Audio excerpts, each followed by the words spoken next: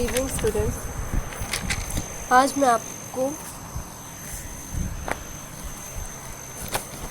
Fashion के सिद्धांत के बारे में बताऊंगी। यह आपका एमए द्वितीय सेमेस्टर का पेपर 1 है और ये पेपर मैं आपको दीप्ति मैम यानी कि मैं पढ़ा रही हूँ। ये आपकी तीसरी क्लास है। फर्स्ट क्लास में मैंने सिलेबस दिया था, दूसरी क्लास में आपका यूनिट 1 स्टार्ट किया था, जिसमें कि कौन कौन से ऐसे इंस्पिरेशन सोर्सेज यानी कि प्रेरणा, कौन से ऐसे स्रोत होते हैं जिससे कि एक फैशन डिज़ाइनर को वस्त्र बनाने के लिए, अलग अलग नए नए तरीके के वस्त्र बनाने के लिए उसको प्रेरित कौन करता है। बहुत से ऐसे तत्व होते हैं जिनकी वजह से नए नए तरह का डिज़ाइन, फैशन शैली तैयार होती है। तो ये शैली तैयार होने के पीछे जो डिज़ाइनर्स होते हैं उनको कौन सी ऐसी प्रेरणा मिलती है, कौन सा ऐसा उनके अंदर एक नए तरीके का जोश जागता है जिससे वो नए नए तरीके के गारमेंट्स डिज़ाइन करते हैं। ठीक है, तो ये बताया था मैंने। बहुत से ऐसी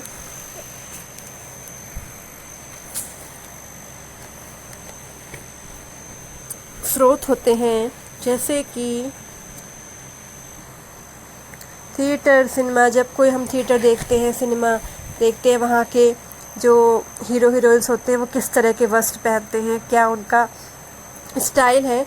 इन्हीं सारी स्टाइल्स को देखकर, क्योंकि आपने देखा होगा कि जैसे एक हीरोइन ने साड़ी पहनी, ठीक है, अलग तरीके से, जैसे जब पुरानी फिल्मों की बात करें तो मुमताज़ जैसी साड़ी पहनती थी, उसकी साड़ी पहनने का स्टाइल एकदम अलग था। तो उस ज़माने में उसी तरह की साड़ियाँ चलने लगी थी, मुमताज़ स्टाइल जिसे कहा जाता था। साधना की जो हेयर कट था उस बहुत ही ज़्यादा फैशन में रहा, तो उसको कहते हैं एक तरह की शैली का प्रचलन।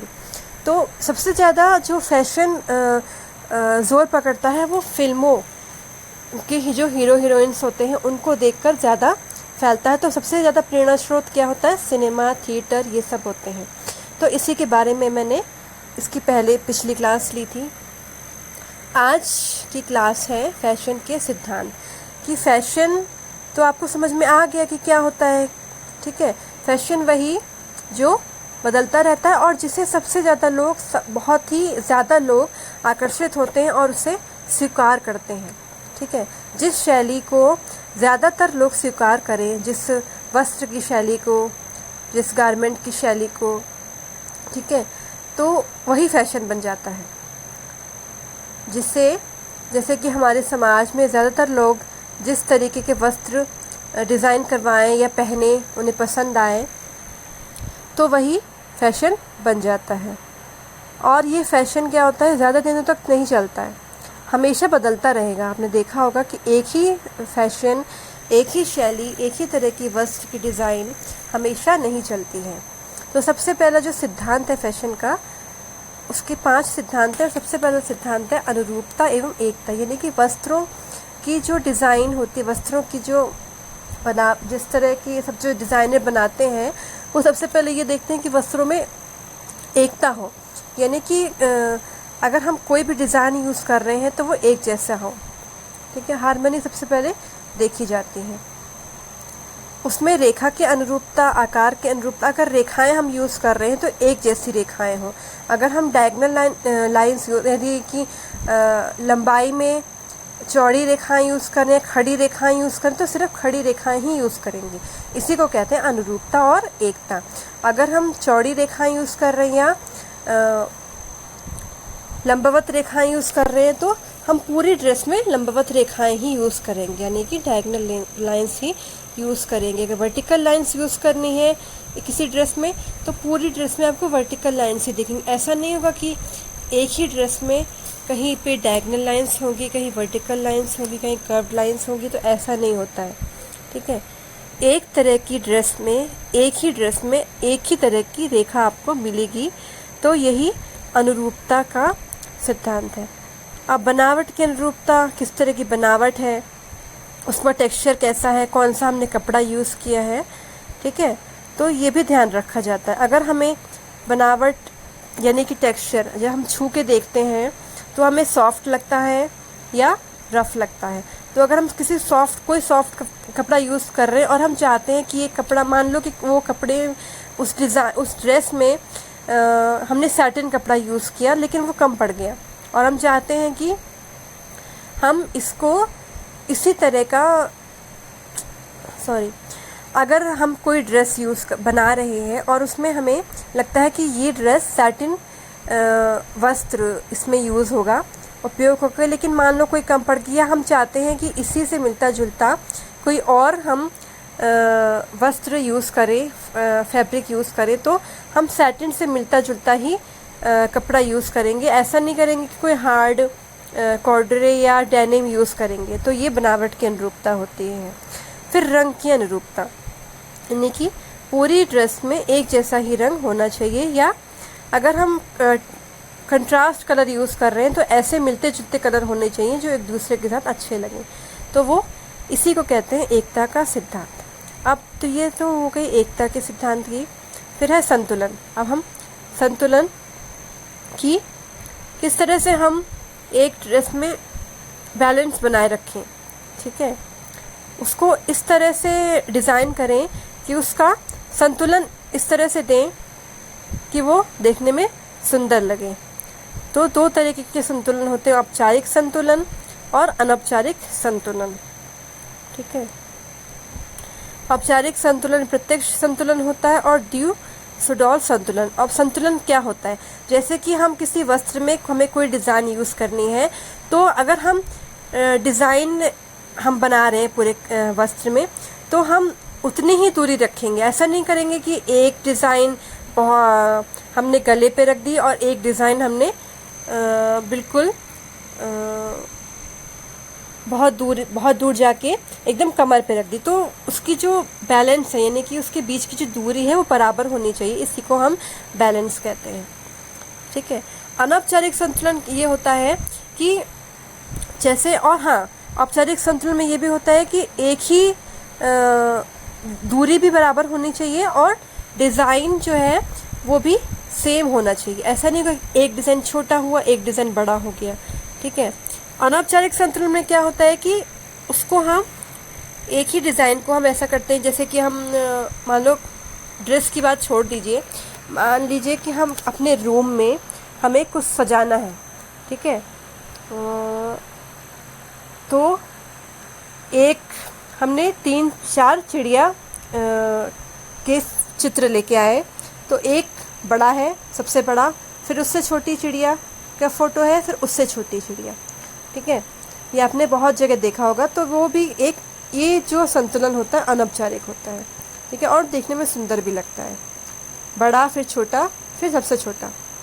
तो उसी तरह से ड्रेस में भी ऐसे ही होता है कि अगर हम कोई डिज़ाइन बनाए तो सबसे बड़ी डिज़ाइन बनाई, फिर उससे छोटी, फिर सबसे छोटी। तो ये तो हो गई संतुलन की बात कि किस तरह से हम संतुलन देकर वस्त्र को आकर्षक बना सकते हैं। अब जैसे ये एग्जाम्पल है एम्फेसिस, यानी कि बल। एम्फेसिस कहते हैं बल को। हम किस प्रकार लाइंस यानी कि रेखाओं और आकार के द्वारा किसी भी वस्त्र को, किसी भी गारमेंट को, कपड़े को आकर्षक बना सकते हैं, उसमें बल देकर। अब ये कलर, जैसे कि ये बीच में जो आपने वाइट लाइंस देख रहे हैं, ये कलर यूज़ किया है इसको एम्फेसिस देने के लिए। तो ये जो वाइट लाइनिंग है, 3 कलर वाइट कलर से जो लाइनिंग दी गई है, ये क्यों दी गई है, ताकि उस पर बल पड़े और ये आकर्षक भी लगता है। सारा फोकस, आकर्षण यही तीनों वाइट लाइंस ने हमारा खींच लिया। अब ये तो एम्फेसिस आपका है तो लास्ट में, लेकिन हमने एग्जाम्पल इसका पहले ही दे दिया है। जैसे आप ये फ़ोटो में देख सकते हैं किस तरह से हम रेखाओं और आकार के द्वारा किसी भी वस्तु पर बल देकर उसको सुंदर बना सकते हैं। अब आ गया लय यानी कि रिदम। रिदम क्या होता है कि हम किस तरह से किसी भी डिज़ाइन को किसी भी वस्त्र में जब हम बार बार एक ही चीज़ को दोहराते हैं संतुलन के द्वारा, तो उसी को रिदम कहते हैं। और ये भी 3 प्रकार के होते हैं, रिदमिक रिपीटिशन यानी कि लयमयी दोहराव, क्रमबद्धता द्वारा लय रिदम बाय ग्रेडेशन, और विविकरण द्वारा लय यानी कि रिदम बाय रेडिएशन। तो जो लयमयी दोहराव होता है वो उसमें संतुलन होता है और वो सुंदर भी लगता है देखने में। क्रमबद्धता द्वारा जो होता है उसको हमारा एक क्रम होता है, हम एक क्रम निर्धारित करते हैं, उसी के आधार पर हम लय देते हैं, तो वो भी आकर्षक लगता है। ठीक है। और नेक्स्ट लास्ट है विविकरण द्वारा लय, यानी कि जो हम रेडिएशन देते हैं, यानी कि किसी एक ही जगह पर, यानी नेक लाइन पे हमने फोकस कर दिया, रिदम दे दिया, तो वो भी बहुत ही आकर्षक लगता है। जैसे कि आप ये रिदम देखिए, रिदम के एग्जाम्पल्स फोटो मैंने जैसे दिखाई है कि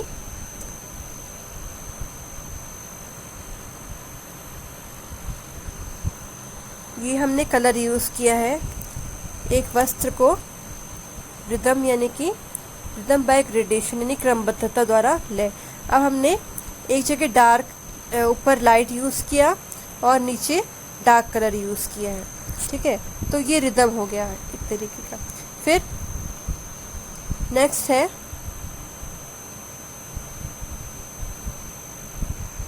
सबसे पहले हमने स्मार्ट छोटी डिज़ाइन यूज़ करी, उसके बाद फिर बड़ा डिज़ाइन यूज़ किया है। ये जैसे आप ये स्कर्ट में देख सकते हैं, पहले यहाँ पे हमने शॉर्ट फॉर्म रखा है, उसके बाद लंबाई में आ गया है। ठीक है, वेस्ट पे ये कम है, छोटा है, और उसके बाद घेराव हो गया है। तो इसी तरह से रिदम दिया जाता है। ये तो हो गई रिदम की बात। अब आ गया फैशन चक्र अथवा फैशन साइकिल। तो फैशन, जैसा कि मैंने बताया कि फैशन क्या होता है। फैशन वो चीज़ जिससे अधिकांश जो समाज में हमारे समाज में जितने भी लोग हैं वो उसको जिस शैली को स्वीकार करते हैं, बहुत ही ज़्यादा संख्या में, तो वही फैशन बन जाता है, वही शैली बन जाती है। फैशन को हम शैली भी कहते हैं। ठीक है, चाहे अमीर हो, गरीब हो, मध्यम वर्गीय हो, जिसे सब ज़्यादातर लोग स्वीकार करें, तो वही शैली होती है और ये बदलती रहती है हमेशा। तो अब ये तो फैशन की बात हो गई। अब मैंने आपको इससे पहले की क्लास में बताया था कि फैड क्या होता है। फैड वो होता है जो कम समय तक रहता है। ठीक है, अब फैशन साइकिल यानी फैशन चक्र किस तरह से चलता है। तो सबसे पहले क्या होता है, प्रस्तुति। यानी कि प्रस्तुति में क्या होता है, एक शैली को दिखाया गया, डिज़ाइनर एक नई तरीके की शैली लेकर आए, उसको प्रस्तुत किया। ठीक है, प्रस्तुत कर दिया, लोगों ने उसको देखा और देखने के बाद उसको पसंद किया। धीरे धीरे वो बाज़ार मार्केट में आया। ठीक है, लोगों ने उसको लेना शुरू किया, अमीर हो गरीब हो, इस तरह से डिज़ाइन किया जाता है कि चाहे किसी भी आय वर्ग का हो, उस शैली को सभी लोग स्वीकार कर सकें, उसे अपना सकें।